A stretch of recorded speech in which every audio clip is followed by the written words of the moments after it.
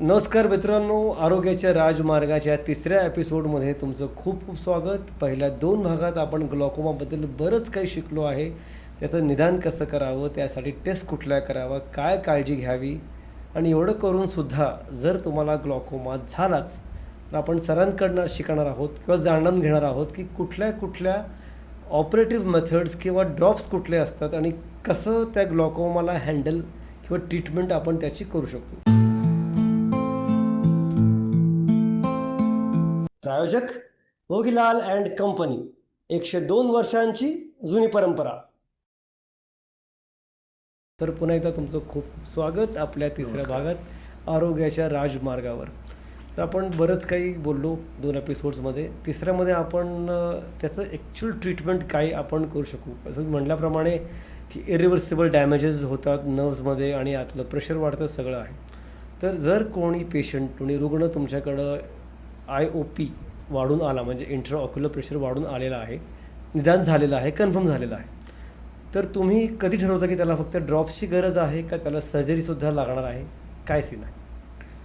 पहिली गोष्ट म्हणजे आपण पाहतो की डॅमेज किती आहे. माइल्ड आहे, मॉडरेट आहे, सिव्हिअर आहे.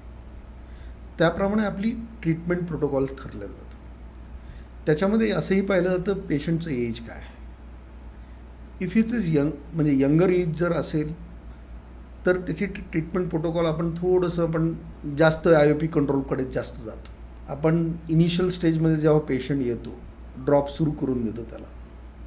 ड्रॉपने किती प्रेशर कमी होतं आहे ते पाहतो आणि आपण एक दर 6 महिन्याला टेस्ट करतो. व्हिज्युअल फील्ड OCT ह्या टेस्ट करतो. जर प्रोग्रेशन असेल त्या प्रेशरला आपल्याला, म्हणजे समजा 17 प्रेशर झालं आहे पेशंटचं, 17-16 प्रेशर राहतं आहे, पण त्या प्रेशरला सुद्धा डॅमेज वाढतं आहे, तर वी हॅव टू रिकॅल्क्युलेट की नाही बाबा आता आपल्याला ह्याच्यापेक्षा कमी प्रेशर पाहिजे आता. बरोबर. तर आपण मग 15 करतो आणि डॅमेज फर्दर होऊ नये ह्याची आपण एक काळजी घेतो त्यांची. त्यामुळे असं सांगता येणार नाही की म्हणजे धिस इज द ओनली 20च नॉर्मल प्रेशर आहे असं नाही. इंडिव्हिज्युअल प्रमाणे वेगळं असू शकतं. ॲडव्हान्स डॅमेज जर असेल तर ॲडव्हान्स स्टडी ऑफ ग्लॉकोमामध्ये असं सांगितलं गेलेलं आहे की जेव्हा प्रेशर 12 असतं, 12.7, तेव्हा प्रोग्रेशन लिस्ट असतं. म्हणून ॲडव्हान्स जे डॅमेज असतं तेव्हा आम्ही प्रेशर 12.7च्या आजूबाजूला राहील ह्याची काळजी घेत असतो. डिपेंड्स की पेशंटला डॅमेज किती आहे आणि डॅमेज आपल्याला किती त्याचं ऑप्टिमम प्रेशर ठेवायचं आहे हे याचा क्लिनिकल एक्सपिरियन्स म्हणून आपण तो प्रयत्न करून तो तितकं डॅमेज होऊ नये फर्दर म्हणून आपण प्रयत्न करतो. First line of treatment is always a medical line of treatment. Drops एक 4-5 प्रकारचे ड्रॉप्स अवेलेबल आहेत. सगळ्यात मेन गोष्ट म्हणजे रोज टाकावे लागतात. काही लोकांना काहीच लक्षणं नसतात तरी त्यांना टाकावे लागतात. कधी कधी ते लोक टाकत नाहीत. कॉम्प्लायन्स हा फार मोठा इश्यू आहे आमच्याकडे ड्रॉप्स टाकण्याच्या बाबतीत. बरोबर. ड्रॉप्सची प्राईस पण चांगली महाग आहेत. त्याच्यामुळे ते पेशंट व्यवस्थित ड्रॉप टाकतायत की नाही टाकत आहे ह्याचं आम्हाला फार वेळा काउन्सिलिंग घ्यावं लागतं की बाबा तुमचं इतकं डॅमेज आहे, तुम्ही हे टाका हे सांगावं लागतं. पण तरी कॉम्प्लायन्स ऑल ओव्हर वर्ल्ड तुम्हाला सांगतोय हे 30% 40%च्या वरती नाही. अरे, फारच कमी प्रमाण आहे. प्रत्येक गोष्टी वेळेस आपल्याला पेशंटकडे पाहायला जातं. पेशंट गरीब घरातला आहे तर मग बेसिकली आम्ही विचार करतो की बाबा तो ड्रॉप टाकेल की नाही टाकेल. जर तो ड्रॉप टाकणार नसेल, व्यवस्थित कॉम्प्लायन्स नसेल किंवा व्यवस्थित परत रिपिटेबिलिटी नसेल त्याची, तर मग सर्जिकल ऑप्शन आहे. सर्जरीमध्ये पण भरपूर प्रकार आहेत. सर्जरीमध्ये बेसिक्स गोल्ड स्टँडर्ड आहे ट्रॅबेक्युलेक्टॉमी. ट्रॅबेक्युलेक्टॉमी म्हणजे काय की आपण डोळ्यामध्ये एक फिशुला तयार करतो आणि डोळ्यातलं आतलं ॲक्वियस जे ड्रेनेज होत नाही आहे ते बाहेर एक ड्रेनेज डिव्हाइस तयार करून बाहेर आणलं जातं. पण बॉडीची मेकॅनिझम अशी आहे की कुठलीही ओपनिंग ते क्लोज करण्याच्या मागावर. त्यामुळे ट्रॅबेक्युलेक्टॉमी असं म्हणजे ऑपरेशन झालं काचबिंदूचं की आपल्याला काचबिंदू संपला असं होत नाही.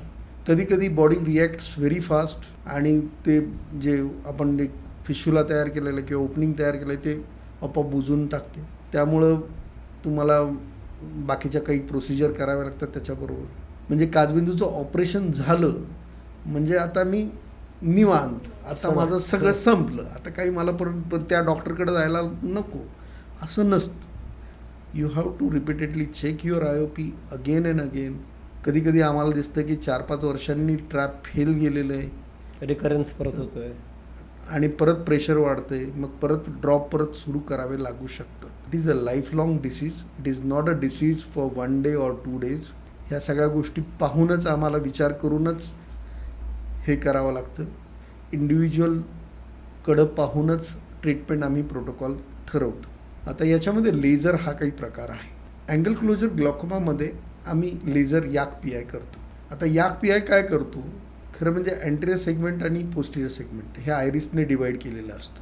अँगल क्लोजर ग्लॉकोमामध्ये पोस्टिरियर सेगमेंटमधलं प्रेशर वाढतं आणि आयरिस पुढं येतो, that is called as iris bombe, आणि अँगल स्ट्रक्चर अजून बंद करतं. तर आम्ही काय करतो, अशा पेशंटला जे अँगल क्लोजर सस्पेक्ट आहे किंवा ज्यांना फॅमिली हिस्ट्री आहे, दे आर सस्पेक्ट, म्हणजे तुम्हाला दिसतं आहे की एक डोळा गेला आहे काचबिंदूमुळे, त्याच्या दुसऱ्या डोळ्याला म्हणा, आम्ही लेझर याक PI करतो. लेझर याक PI करताना अँगल स्ट्रक्चर पहिले पाहतोच गुनिओस्कोपीने.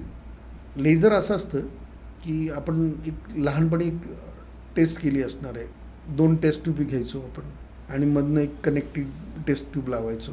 एकामध्ये पाणी भरलं की दुसऱ्यामध्ये आपोआप भरलं जायचं, हो, हाफ व्हायचं, बॅलन्स व्हायचं. Same thing we are doing the laser like that, की पोस्टिरियर सेगमेंटमधलं प्रेशर वाढू नये आणि दोघांचं बॅलन्स व्हावं आणि अँगल ओपन राहावं. That's why we are doing the YAG PI in such a case. बाकीचे भरपूर लेझर आता नवीन आलेले आहेत, पण they are all theoretical, most of them. थोडक्यात उपचार आहेत, पण ते उपचार हे परमनंट सोल्युशन नाही आहे. तुम्हाला त्यानंतर सुद्धा चेकअप करावं लागणार आहे. हो, त्याच्यानंतर पण करावे लागणार आहेत. साधारण ड्रॉप्स आपण जे टाकतो तर त्याचा किती कालावधी असला पाहिजे, किती महिने, किती वर्ष, असं काही आहे का? मोस्टली तुम्हाला जोपर्यंत तुमचं प्रेशर वाढतं आहे तोपर्यंत तुम्हाला टाकावंच लागणार. त्याच्यामध्ये पण भरपूर प्रकार आहेत. प्रोस्टाग्लॅंडिन आहेत, त्याच्यानंतर अल्फा अगोनिस्ट आहेत. सगळ्यांचे साईड इफेक्ट आहेत. ऑक्युलर सरफेस त्याच्यामुळे खराब होते, ड्रायनेस वाढतो अशा पेशंटमध्ये, कारण तुम्हाला भरपूर दिवस टाकावे लागतात ह्या ड्रॉप्स. काहींची ॲलर्जी तुम्हाला 2 वर्षांनी, ते ब्रिमोनिडिनसारखे एक ड्रॉप आहे, त्याची ॲलर्जी 3-3 वर्षानंतर आम्हाला पेशंटला दिसते. आणि इन्स्पाईट ऑफ द प्रेशर, म्हणजे जर तुमच्या ड्रॉपने प्रेशर जर कमी नाही झालं किंवा प्रोग्रेशन म्हणजे ग्लॉकोमा प्रोग्रेस होतोच आहे, अशा वेळेस तुम्हाला तर मग सर्जरीशिवाय काही पर्याय राहत नाही. पण असं काही डाएट, लाईफस्टाईल मॉडिफिकेशन्स, एक्सरसाइज ह्याचा काही रोल आहे का नाही त्यामध्ये? Exercise yes, definitely. You are doing a regular exercise, IOP कमी होऊ शकतो. पण ॲट द सेम टाईम तुम्हाला तेच म्हटलं, मागच्या एपिसोडमध्ये तुम्हाला सांगितलं होतं की शीर्षासनने वाढतं. म्हणजे काही टाळाव्यात, काही कराव्यात अशा. त्याच्यानंतर डाएटमध्ये म्हणाल तर तुम्ही अजिनोमोटो आहे, इट्स अ न्यूरोटॉक्सिक. ओके. जो आपण चायनीज गाड्यांमध्ये हो खातो, हो, इट इज अवॉइड केला पाहिजे. It should be avoided, it's a neurotoxic. अच्छा. त्याच्यानंतर coffee, caffeine, if you are drinking too much of coffee और किंवा कोल्ड ड्रिंक्स पिताय कॅफिन घातलेलं, please avoid. These are going to increase your IOP. Sir, आज बरीचशी माहिती आम्हाला आज तुम्ही परत दिलीत ग्लॉकोमाबद्दल. आपले 3 एपिसोड फार छान झालेले आहेत. बऱ्याचशा शंका जे असेल त्याचं निरसन झालेलं आहे. पण तरी एपिसोड एंड करताना प्रेक्षकांसाठी काही डूज अँड डोंट्स असं तुम्ही काय सांगाल? सगळ्यात मेन गोष्ट म्हणजे प्रत्येक वेळेस 40शी नंतर तुम्ही कुठल्याही ऑफ्थॅल्मॉलॉजिस्टकडे गेला तर प्रत्येक वेळेस प्रेशर चेक, डोळ्याचं प्रेशर, IOP चेक करा. दुसरी गोष्ट, तुमची फॅमिली हिस्ट्रीमध्ये असेल कोणाला जर ग्लॉकोमा, तर न चुकता ग्लॉकोमाचं वर्कअप करून घ्या. आणि जर तुम्हाला ग्लॉकोमा झालाच असेल तर ड्रॉप नियमितपणे टाका. जर तुम्ही नियमितपणे टाकत असाल किंवा तुमचं प्रेशर नॉर्मल असेल तरी नियमितपणे तुम्ही त्या ऑफ्थॅल्मॉलॉजिस्टला परत दाखवा, कारण प्रोग्रेशन इन्स्पाईट ऑफ तुमचं प्रेशर कमी असलं तरी होऊ शकतं. इवन तुमचं ऑपरेशन झालं आहे, म्हणजे ऑपरेशन झालं म्हणजे एखाद्या वेळेस पेशंटचं जर ट्रॅबेक्युलेक्टॉमी झालं आहे किंवा वाल्व बसवला आहे, तर म्हणजे माझा ग्लॉकोमा संपलं असं होत नाही. त्यांनीसुद्धा नियमितपणे ऑफ्थॅल्मॉलॉजिस्टला दाखवणं गरजेचं आहे. तर मंडळी, हा होता आपला ग्लॉकोमाचा शेवटचा एपिसोड, तिसरा एपिसोड. आणि आपण बरंच काही परत शिकलेलो आहोत की ग्लॉकोमा झाल्यावर तुम्हाला काय केलं पाहिजे, कुठल्या गोष्टी टाळाव्यात, कुठल्या गोष्टी कराव्यात. आणि ग्लॉकोमाला आपण काय म्हणतो, त्याला अगदी म्हणतो ना हिंदीमध्ये हलके मत लेना, असा हाच प्रकार आहे की एकदा का हा ग्लॉकोमा वाढत जर चालला असेल तर तुम्ही काही करा किंवा करू नका, हा वाढतच जाणार आहे. त्यामुळे त्याची रोकथाम कशी करायची आणि वेळोवेळी डॉक्टरांना भेटून आपली तपासणी करून कुठले ड्रॉप्स घ्यायचेत, कुठले ड्रॉप्स घालायचे आहेत, नियमित काय काय करायचं आहे, सगळ्या गोष्टी तुम्हाला फॉलो केल्याच पाहिजेत.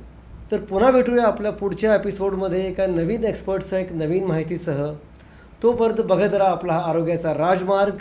फॉरवर्ड करा, शेअर करा आपले सगळे एपिसोड्स आणि कमेंट करणं विसरू नका. जर तुम्हाला कुठल्याही शंका कुशंका असेल, काही प्रश्न असेल तर आपल्या कमेंट सेक्शनमध्ये नक्की विचारा. सुराणा सर नक्कीच तुमच्या प्रश्नांची उत्तर द्यायचा प्रयत्न करतील. तर मंडळी, खूप खूप धन्यवाद आणि बघत राहा आमचा आरोग्याचा राजमार्ग. सर तुमचं पुन्हा एकदा खूप खूप धन्यवाद.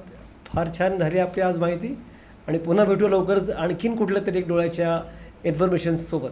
Thank you so much sir. Thank you. प्रायोजक भोगीलाल अँड कंपनी, 102 वर्षांची जुनी परंपरा.